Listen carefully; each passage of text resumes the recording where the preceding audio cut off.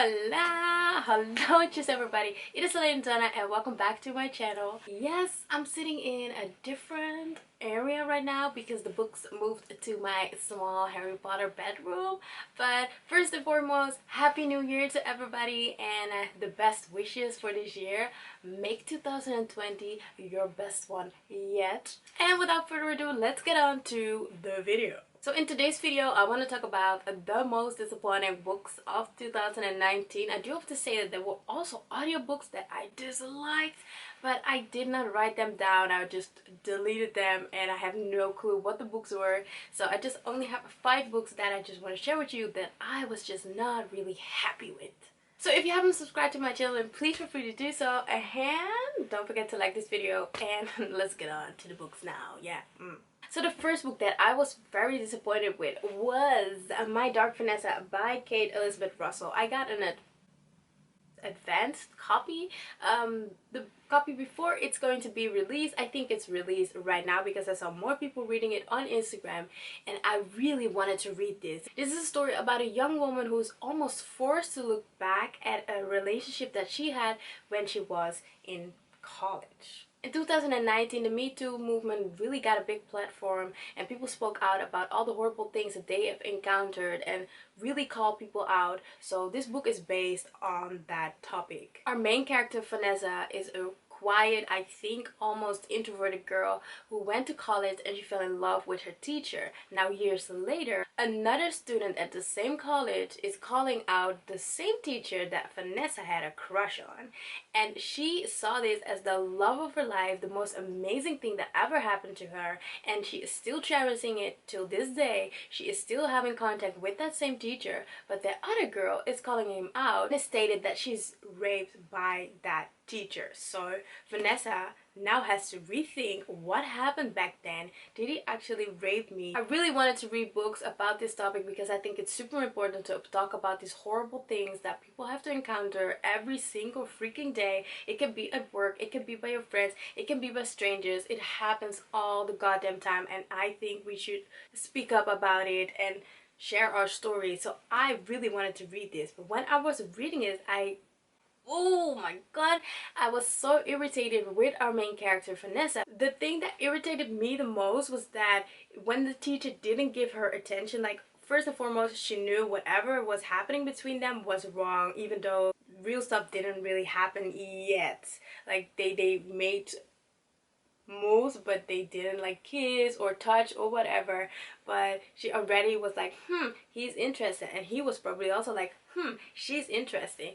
But my irritations came when she was sabotaging and trying to hurt other people just because he was talking to them, or that he was looking at them, or that he was giving attention to someone else, and she didn't even have proof that he did, but she was just like getting jealous or whatever. And at the same time, she knew that it was wrong. If you're naive and you believe that the love that you have for an older person or whatsoever, for anyone, then I can follow you. Like, okay, you were naive, I get it, but she knew what she was doing, and she got so angry when he didn't pay her attention or when he didn't kiss her. So yes, she was blindly in love, but even years later, she still has the same attitude towards him, and she knows that he's only into younger girls, so she knows that he's not into her anymore now that she's older, and yet still she's just like lingering on this man. And I know how manipulative people can be, but from what the author wrote about this man, yet so far, because I stopped midway, I didn't have that feeling that he used those tactics to lure her in. He was just like constantly speaking with her, because the thing that connected them was that they both were very good with words. She wrote poems and everything, so they were very transparent with their feelings and with their words. I just couldn't, because like I said, this is a really hard topic and I want someone to do this right, but I got really annoyed with the main character because she pissed me off when she was like hurting other people just because she wanted to be close to this asshole, and now you want to say that he raped you. I find that a really hard thing. because yes, you were underage, and he is so wrong for even coming close to you. He knew what he was doing, and he knew what he was doing to other girls, and I hate him for it. But when you are just I cannot even explain it. It's just, it was not for me. I was super irritated and angry while reading this, and no, not for me. But maybe you will find this really informative, and I'm not saying you should not pick this up, but this was just ugh for me. Just ugh, I'm gonna donate it because I don't need this.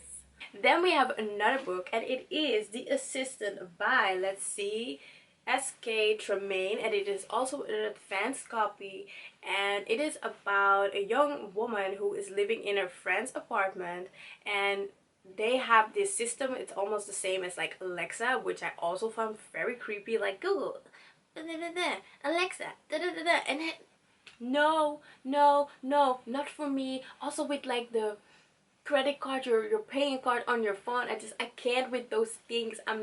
No, I'm not going on board with those things. It just it's go beyond my mind. It's just, I can't with all these technology things. But anyways, her boyfriend is the creator of this new thing, and it is controlling everything like Alexa is as well. And this one is called Electra, very original.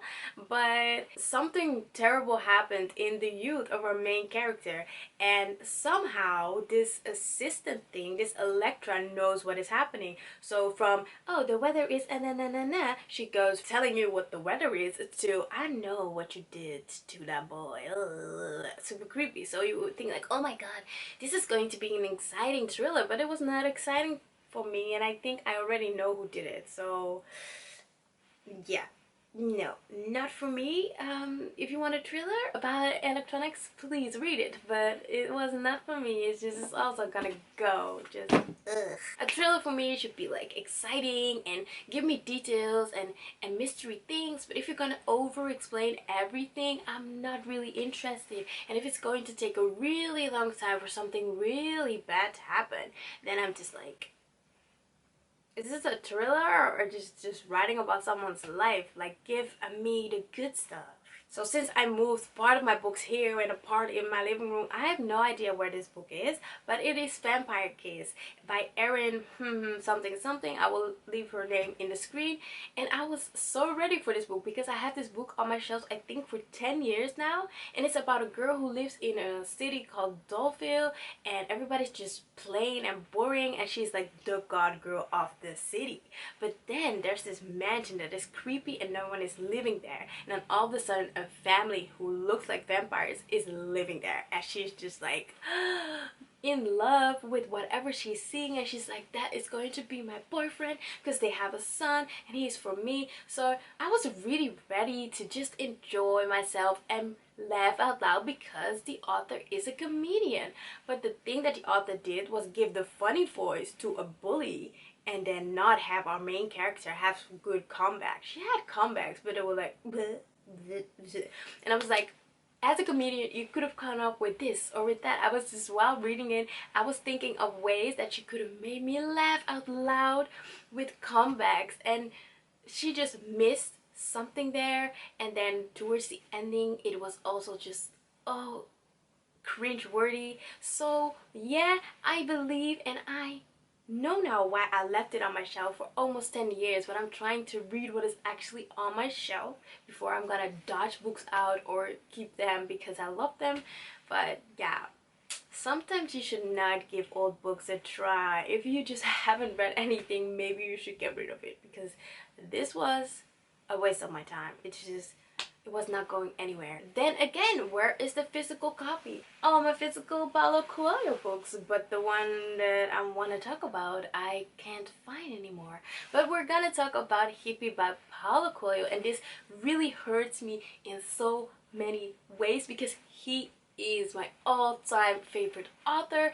I'm still just like waiting one day if I can meet him, and I will probably faint because yeah, he means the world to me. A lot of things he opened up for me. He just, oh, I can give a whole presentation about why I love Paulo Coelho, his books, his work, his, you know, his journey, because it's basically his journey that he is sharing through his writing. But this part of his journey was not for me. I couldn't get through the book. I was super bored. There was nothing that I was like, woo, this is so inspiring for me. It was just like, woo, yes, you've been to Holland, oh my god, in the flower power time. But no, it was just not for me. So the story is basically about the journey from, I think, Amsterdam.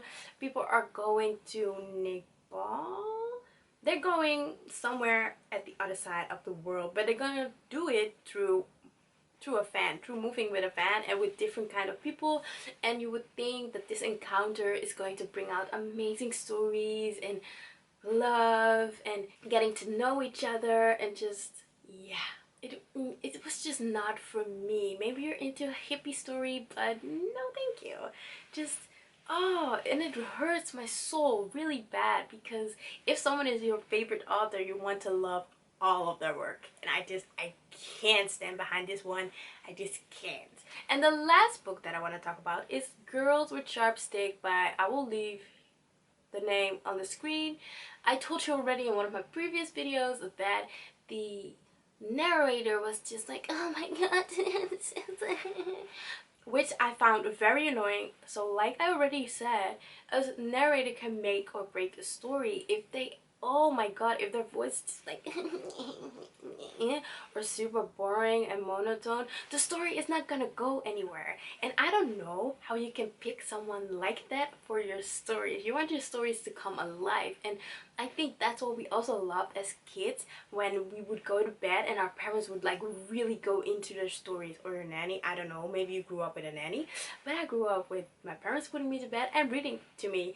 And I know that my mom just really went into it and really did the voices, and I love that, and that's why I love audiobooks.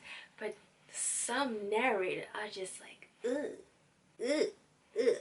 But besides that, the story is about a group of girls who are just like decent girls, and they're just like living in this home where they're gonna be steamed ready to be the perfect wife, so they can be like almost like be sold to men with money and be their wives. So yes, it's almost sounding like robotic, like, oh, these girls are real girls, but they're being steamed ready to become a housewife, the perfect housewife with no flaws whatsoever. And the moment someone has a flaw, it's being dealt with. The story itself is great, but what they did with the ending to me was like, but I don't want to spoil anything, so I was like, what the fork is this?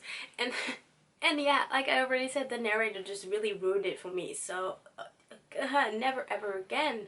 Just no. But I think it's also the same author as from the program, and that is something that I absolutely love. Let me check it. Yeah, it is the same author, and I loved the program. So these were the 5 books that were like super disappointing for me in 2019. It's not that much, but one thing that I did learn last year was that if I didn't like a book, I just shut it down, and it still gives me this like ping in my heart where I'm like, but what if it gets good? But what if? But I don't want to waste my time anymore. And as you clearly could tell, I did waste some hours on a few books, but I do want to give books the fair chance. And sometimes you're just not in the mood for a certain book, and maybe years later you are.